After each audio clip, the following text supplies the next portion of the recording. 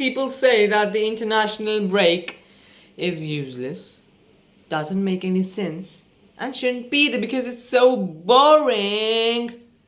Well, that was not the case with the international break we've just witnessed, because a lot, and I mean a lot, of interesting matches have been held in this international break, and I'm gonna be breaking the ice today in this video and just presenting y'all with a summary that I could find, and I tried my best to find, of this international break. And first of all, there is a good news for you all, that there will not be another international break till, I guess, March 2025.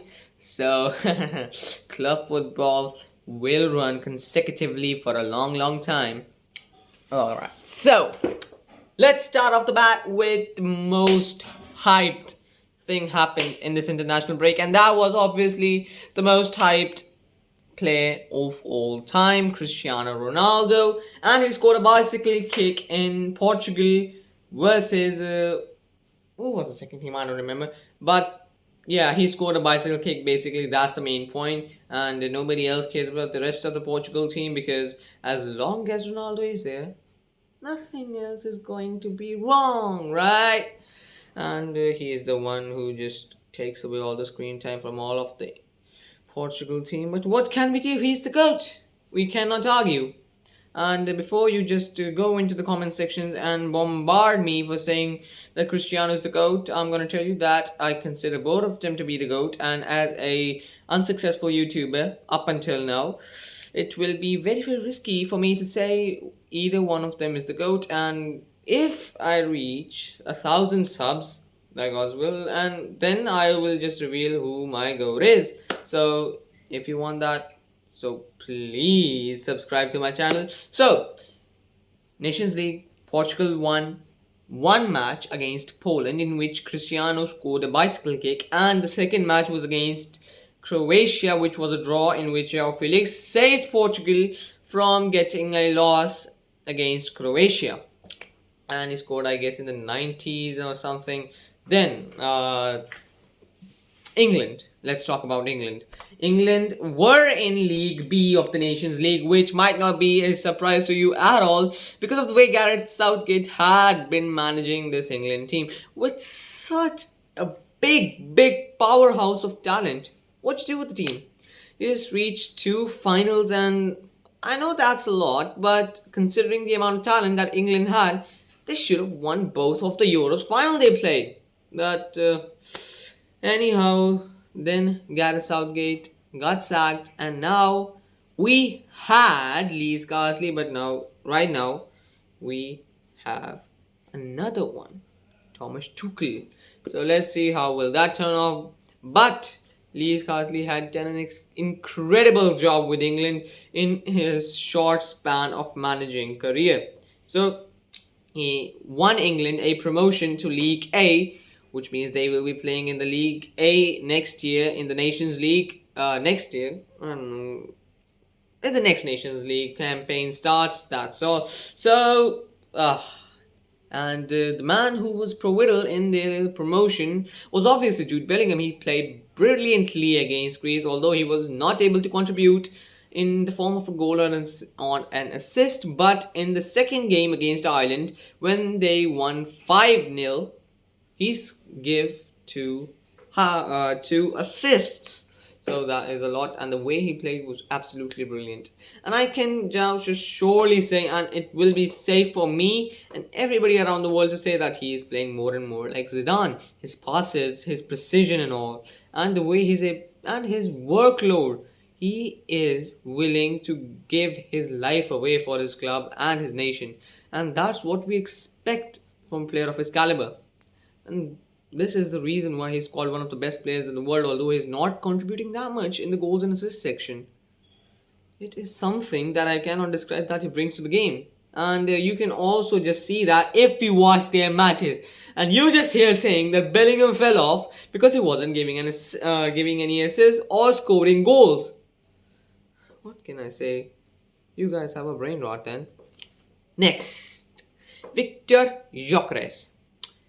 it will be safe to say that he is probably the best player in the world right now in terms of poaching goals. Like who? He's better than Haaland in my opinion because he's got that dribbling, same amount of strength as Haaland, I think, and the pace is there as well. But the dribbling he has gives him an upper advantage against Haaland. But obviously Haaland is more experienced. But remember, this was the stage in which Haaland was 2 to 3 years ago before he joined Manchester City. And then he transformed himself completely into the beast he is right now. So same thing might be expected from Victor Gyökeres, and I have been hearing some transfer news, or it might be just in my head because I always delusions things. So it might be that as Ruben Amorim has joined Manchester United as the new manager, replacing Eric Ten Hag, that baldy. So, as he was the previous manager of Sporting Lisbon and he was the one who discovered Victor Gyökeres' talent, it might be possible that Victor Gyökeres joins Manchester United. Hear me out, this may make sense, but it will be a great signing. I don't know who will be sacrificed for me. Maybe Zirkzee, maybe Hoyland, I don't know, or maybe Rashford as well, because Gyökeres can play on the wings as well. So I guess that Rashford, bye bye. And Amorim has to take a serious decision because that Man United attack does need someone that brings so much to the team. Oh, we are going off topic. This was about the international break, and I'm bringing in club football into it again. Anyhow, so next we'll move to the Copa America. What am I saying? It's the 2026 World Cup qualifiers, South America, and I'm just gonna give it a brief time. So Argentina won a game against I don't know who it was. Argentina won a game, then they lost. Then they Brazil drew, and then they I guess got another draw. Yes, I think they got another draw. And Uruguay, they won and got another draw. So that will be it for this because I am not much of a watcher of South American football, not gonna lie. Because, first of all, in my country, when the South American matches are happening, it's freaking 5 a.m. in the morning. How do you expect such a lazy man like me to wake up 5 a.m. in the morning and watch Vinicius Jr. giving an absolute stinker for Brazil? But whatever. Next, we'll come back to Europe and we'll discuss about Erling Haaland. We were just discussing about Victor Gyökeres, that he might be the best player in the world right now, but another man on par with him is Erling Haaland, and his international break with Norway has been phenomenal. He has scored a hat-trick against Kazakhstan and scored a goal against Slovenia.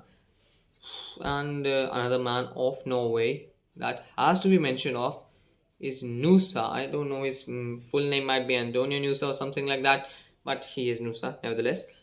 He had been performing brilliantly, and I didn't know that Norway had such a great talent in their bank all along, and they were just really revealing him to the world. And it might not be long until a big club, maybe even Manchester City, comes knocking at the door, because this player is amazing. And I guess that maybe Haaland was the best player of Norway in this international break, but the second best was surely Nusa. He performed brilliantly. I mean, you just have to watch one of his match highlights and you'll know how great of a player, how great of a talent he is. So, moving from Norway,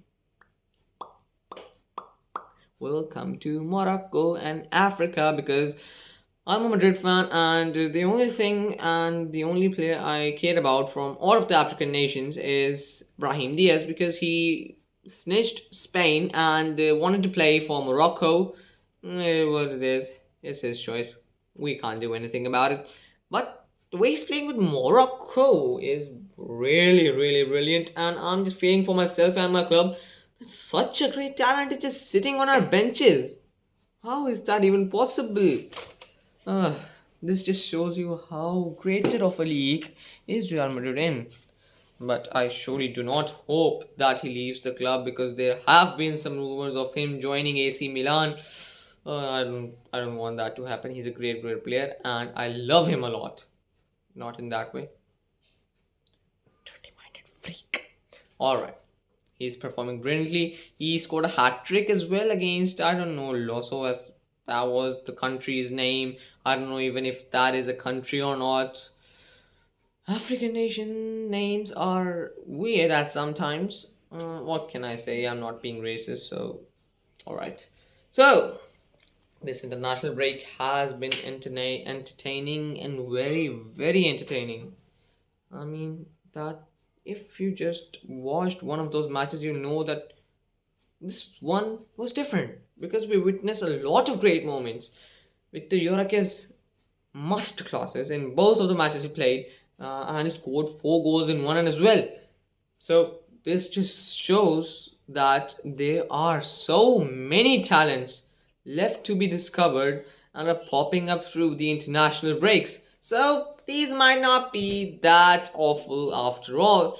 But I'm clearly not looking forward to the next one because I want club football and that's the only thing that the fans care about. Ah, nevertheless, this was it for today's video and I hope you liked it and until next video, adios.